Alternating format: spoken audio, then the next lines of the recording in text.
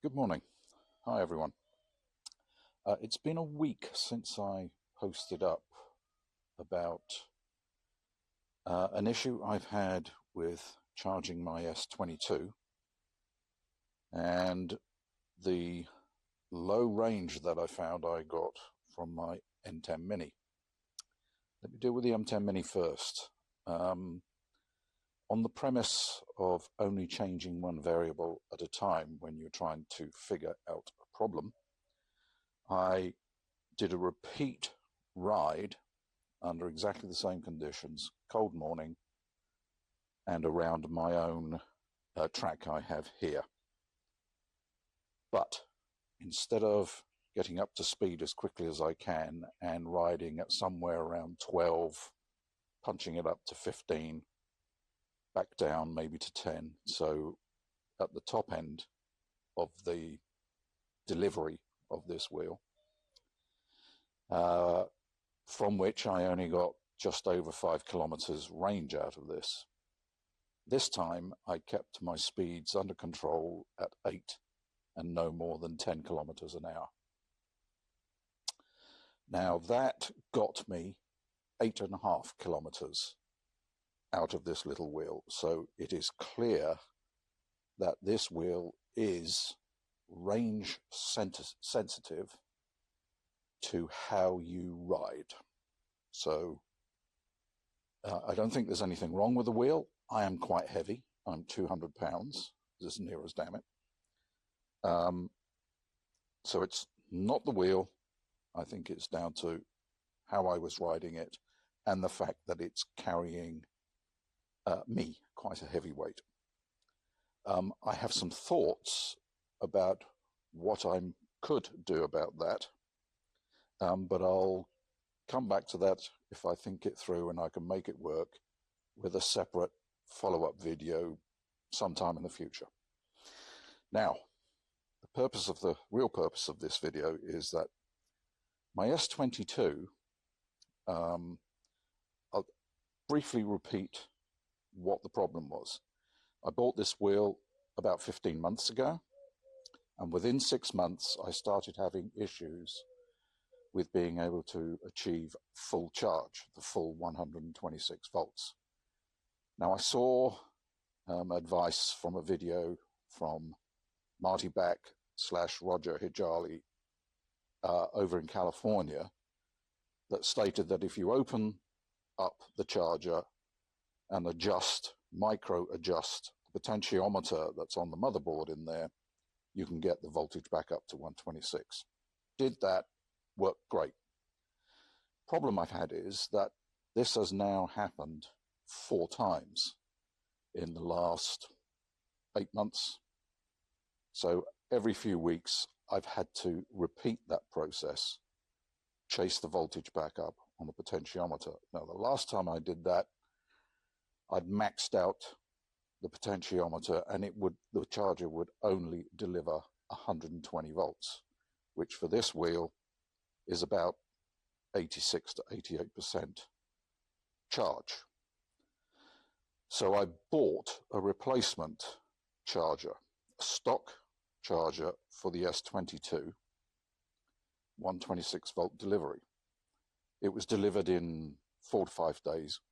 Great. Came from Spain, from Valencia, no problems at all. Plugged it in, tried it, bingo. 126 volts, well, 125.7 volts, that's near enough, and a completely balanced BMS. So both batteries delivering the same and balanced cells on the BMS. So I've taken this for something like a 7 or 8 kilometer ride around my practice track to get back into my wheel. It's been a month since I could get on this. Brought it back, charged it up, back to 126 volts. So all is sweetness and light at the moment. I do have an anxiety issue with the charger in that looking at the labeling and the detail, it appears to be an exactly the same make and model as the one that failed eventually on me. So my confidence is low that I'm not going to have this problem again. If I do, I'm going to abandon using the stock charger, and I will probably go for a PID zoom. So what I'm going to do now is turn on my wheel and check where it's at right now. 7 degrees here today. So we're on. So I've got my old Android phone. So I'm going to call up EUC World and see what we are showing on EUC World. So here's my phone. I hope it will show and doesn't get reflected. So 96% charge, 124.7 volts. The wheel is showing 3 degrees, so it got pretty cold in last night. So here's my live data. 3 degrees temperature, battery is 10 to 12. The motor is at 4 degrees. So let's scroll up, take a look at some individual batteries. Battery 1, 96 volt, 96%, 123.6 volts. Battery 2, 96%, 123.4 volts. Let's look at the BMS. Okay, there are some red flags of overvoltage. Battery 1, cells 17 to 29, they're 12 millivolts over voltage. Whether that's a temperature related effect, I don't know. But I'm now going to plug my charger in, and we will come back to this once it's achieved full charge and do another check on what EUC World says. So let's do that now.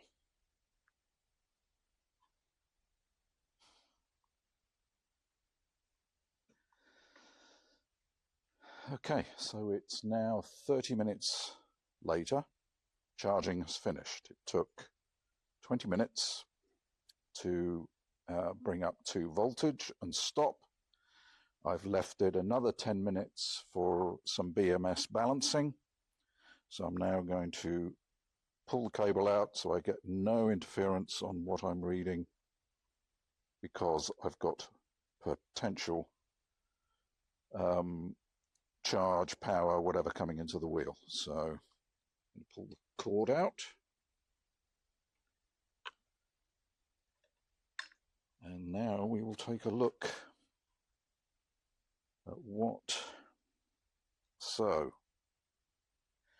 here we are, bearing in mind it's a cold day.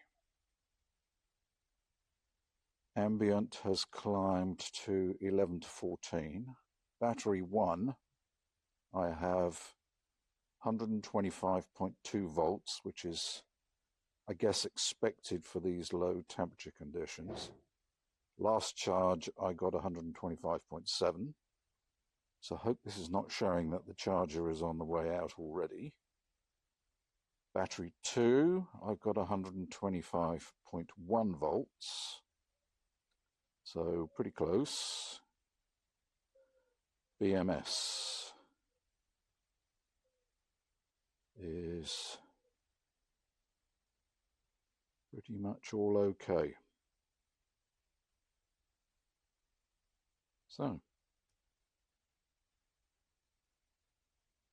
So I have a charger that now brings the wheel back up to full voltage and balances the BMS. So as I said in my intro into this, I am and will remain concerned and will monitor very closely what happens from this point on with this charger, because if there is any sign that this too is going to do the same problem, then I will be contacting the manufacturer direct about this and seeing what they will do. But I will get a PID zoom. The Roger charger doesn't look as though it will be available to me, so I will get a PID zoom. That's it. As I said in my intro, I have some ideas about range extension on my M10-Mini.